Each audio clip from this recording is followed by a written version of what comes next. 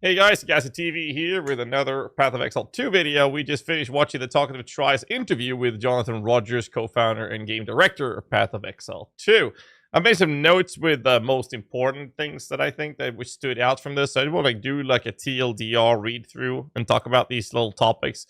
Obviously, there'll be a link in the descriptions down below to the entire interview over at Talkative Tries video on his YouTube channel. So check that out. So the first thing that stood out in the initial start of the podcast or the interview was scheduling. Essentially, they're talking about locking in features versus locking in dates. And they've decided to further go back to what they've done in the past years of the progression of PoE 1, which is locking in dates. Basically, they're confirming that they want to settle on a 4-month league cycle. That means 3 launches a year instead of 4, which we've had for over a decade. And so we're going to have 4-month leagues for both Path of Exile 1 and Path of Exile 2, including the early access. And they seem to be aiming for this to be with a 2-month separation. So there's going to be a PoE 1 league, then 2 months later, there's going to be a PoE 2 league, then 2 months later, PoE 1 league, rinse and repeat. However, this does seem to make December launch kind of a long shot, because if we're going to have a PoE 1 league now in the, what date is it? 27th, right? 29th, sorry. 29th now because it's past midnight. We're going to be in a position where we get this in June, so 2 months later. That means that PoE 2 League Point 3 should come in August, and then a December launch for Point 4, or maybe that is what Jonathan wants to be, the 1.0. That seems like a very, very long shot for that to be launched. So then Jonathan have said in previous interviews that they're aiming for either a December launch or a March launch, but that March launch is now instead going to be in April instead, based on what we've heard here at least. But, you know, we'll see what happens. They have said that if the new classes aren't done before the launch time, that they will very possibly release the game in a full 1.0 launch where it's free to play without all the new classes and introduce them as time goes by.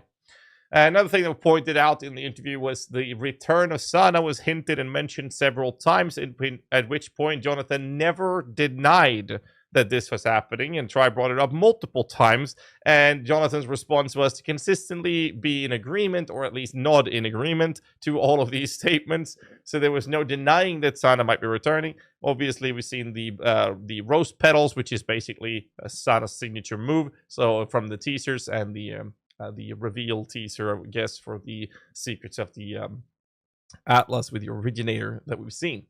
However, something I did not know was that apparently PoE 2 is not available in China yet.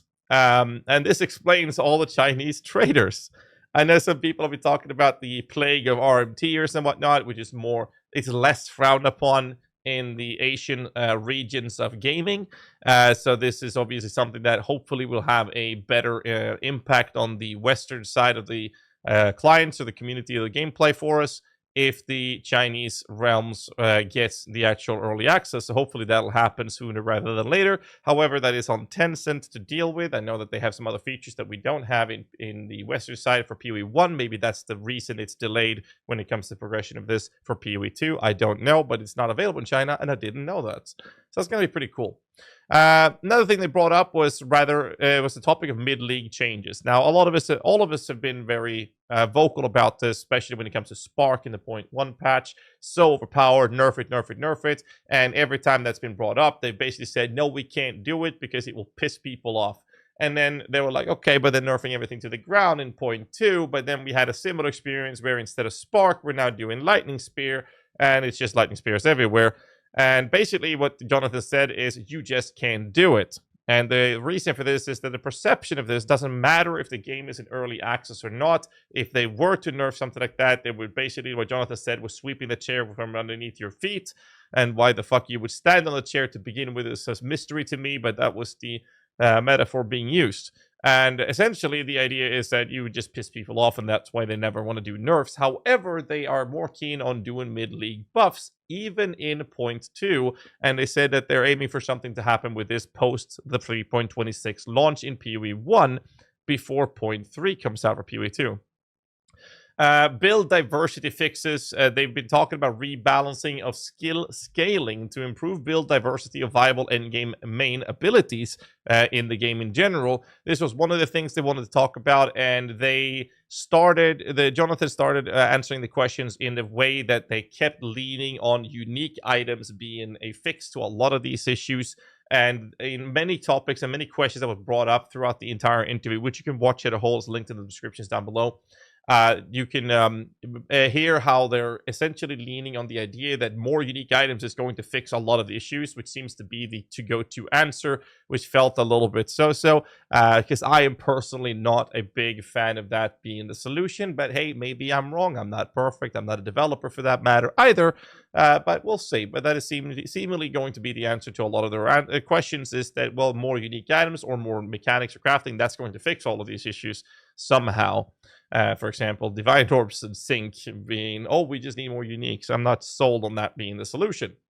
Another thing that was brought up was one of my questions, actually, which was better scaling of XYZ archetypes, such as minions, not just specific minions, but minions was one of the main things brought up in this.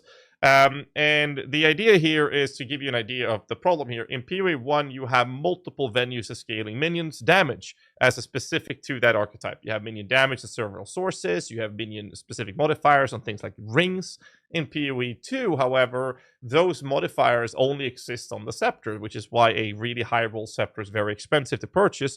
And then the only other scaling you get for minions outside of that, more or less, there are some very, very niche outliers like the ever-grasping ring. You only have level of minion scaling, just levels. That's all there is. So I was really very curious to hear about the answer here, and the answer we received was, sure, we are open to doing it, essentially. So there was nothing of value that came out of the answer in this question. Sadly, it felt like more of a political answer more than anything. So, I mean, obviously, the best answer here to say, sure, we definitely want to do that, but, you know, it doesn't seem like that's something we're going to see in the near future, at least. Another question I sent over to Try that he squeezed in is later. Appreciate that, by the way, Try. If you're watching this, I do appreciate those questions. The socketables. Chase sockets replacing the idea of fixing attributes and resistances, but with the new Chase socketables, they are pitching the idea that we're not going to use them for the purpose in the end game. So basically, in every interview and every topic and every conversations they've ever had regarding socketables is that they are supposed to replace the benchcraft. And they're supposed to help you navigate and adjust attributes and resistances so that when you have a high fire res on your gloves and you find a new pair of gloves that happens to be an upgrade for you, but those gloves have a high lightning res, you can't just equip them. Now you're going to have to shuffle 1, 2, or more items to be able to equip that upgrade. And that can be very frustrating in Soul Self-Fun, but in Trade League, that means you finally find an upgrade on the ground, but the only way you can equip it is to go to trade and buy a bunch of other items to be able to equip that, and it's been very frustrating. I sent Jonathan a message a couple of days ago asking about their stance regarding the availability of something like adding an omen to allow us to have resistance swaps that we have from Harvest mechanic in PoE 1. And Jonathan told me that he was going to be talking to Mark about this. I haven't heard back from it around this. The answer we got on the interview here for the Talkative Try is that they basically saying, with better gear, you're expected to have so much better resistances and attributes that this shouldn't be a problem in the higher end game. I just feel like maybe I'm playing the game in the wrong way, but even with extremely high min-max characters, I'm still using, at the very least, 1 or 2 resistance runes across my gear. And so I'm not, I don't know. I don't know.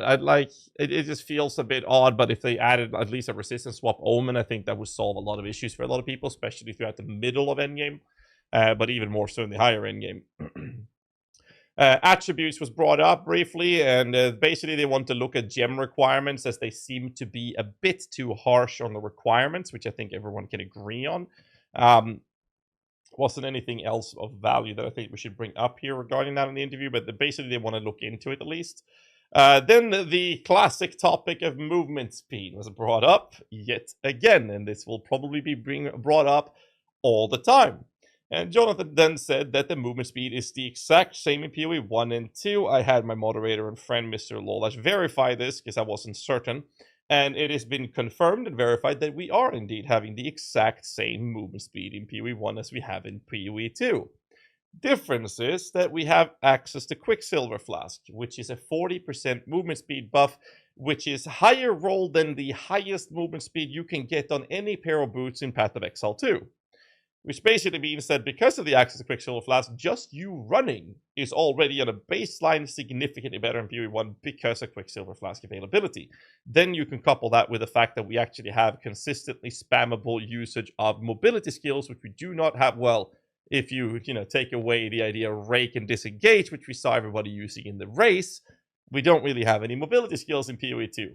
But we do have that in PoE 1. That is why the speed difference is so much faster. We have Quicksilver, which gives us a 40% more movement speed than we have access to in PoE 2, but also the mobility skill does play a very large factor here.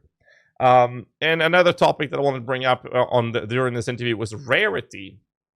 In PoE 1, when you drop a unique item, that unique item will be a random from every unique item that exists in the entire game. The pool of a unique item that will drop is just going to be taken from all of the unique items.